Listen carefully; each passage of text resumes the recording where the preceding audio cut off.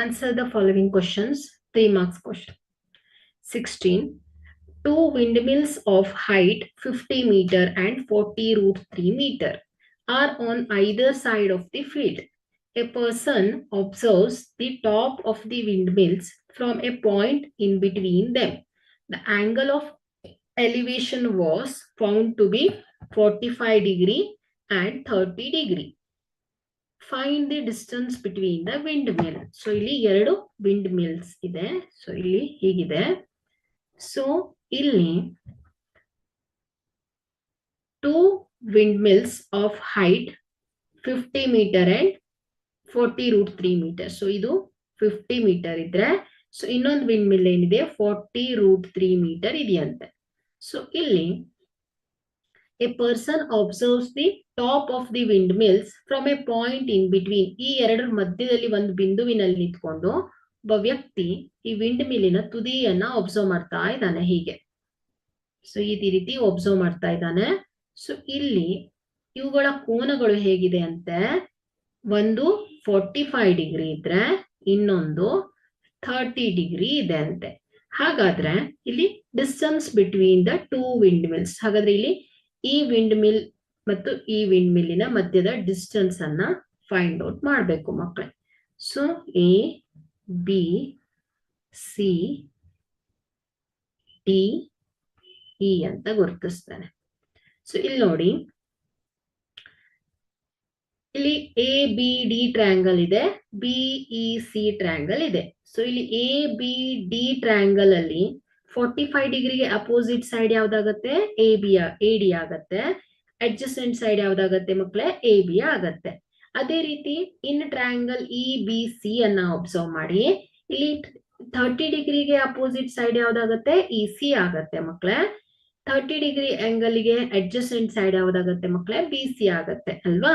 So ಇಲ್ಲಿ ಈ 45 degree angle ಮತ್ತು 50 ಮೀಟರ್ ಇದರ ಸಹಾಯದಿಂದ ನಾವೇನ್ ಮಾಡ್ಬೋದು, ಎ ಬಿ ಸೈಡ್ ಅನ್ನ ಫೈಂಡ್ ಔಟ್ ಮಾಡ್ಬೋದು. ಅದೇ ರೀತಿ ಬಿ ಸಿ ಇ ಟ್ರಯಾಂಗಲ್ ಅಲ್ಲಿ 30 ಡಿಗ್ರಿ ಆಂಗಲ್ ಮತ್ತು E C side, so tan function ಅನ್ನ ಯೂಸ್ ಮಾಡಿಕೊಂಡು ಬಿ ಸಿ ಸೈಡ್ ಅನ್ನ ಫೈಂಡ್ ಔಟ್ ಮಾಡ್ಬೋದು. ಸೊ ಎರಡೂ ಕೇಸಲ್ಲೂ ನಮ್ಗೆ ಏನ್ ಬರುತ್ತೆ, ಎ ಬಿ ಮತ್ತು ಬಿ ಸಿ ಲೆಂತ್ ನ ಬರುತ್ತೆ. ಸೊ ಇವುಗಳನ್ನ ಕೂಡಿದಾಗ ನಮ್ಗೆ ಏನ್ ಬರುತ್ತೆ ಮಕ್ಕಳೇ, distance between the two windmills ಗೊತ್ತಾಗತ್ತೆ. ಇಷ್ಟೇ ಮಕ್ಕಳೇ. ಸೊ ಮೊದಲನೇದಾಗಿ ಚಿತ್ರವನ್ನ ಅಬ್ಸರ್ವ್ ಮಾಡ್ಬೇಕು.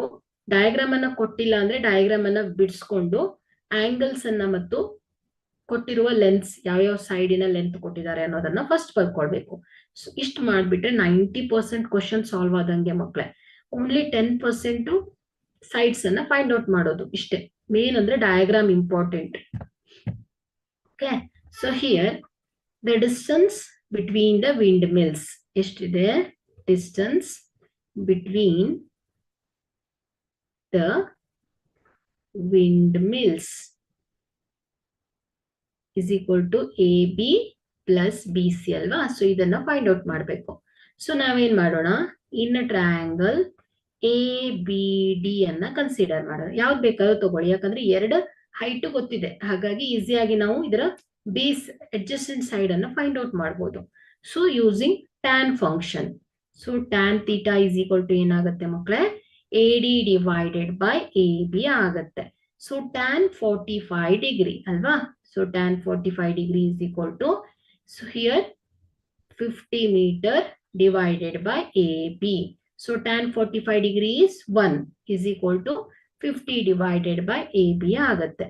So A B is equal to ಏನಾಗುತ್ತೆ, 50 ಮೀಟರ್. ಸೊ ಇದೇನ್ ಬಂತು, ಎ ಬಿ ಲೆಂತ್ ಬಂದಿದೆ ನಮಗೆ.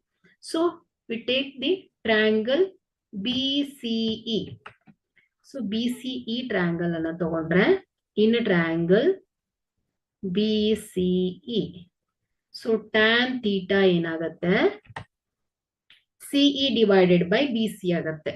So CE divided by BC ಆಗತ್ತೆ. So tan 30 degree is equal to, here CE is 40 root 3 alva. So 40 root 3 meter. Okay.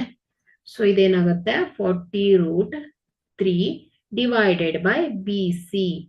So tan 30 degree is 1 by root 3 is equal to 40 root 3 divided by BC.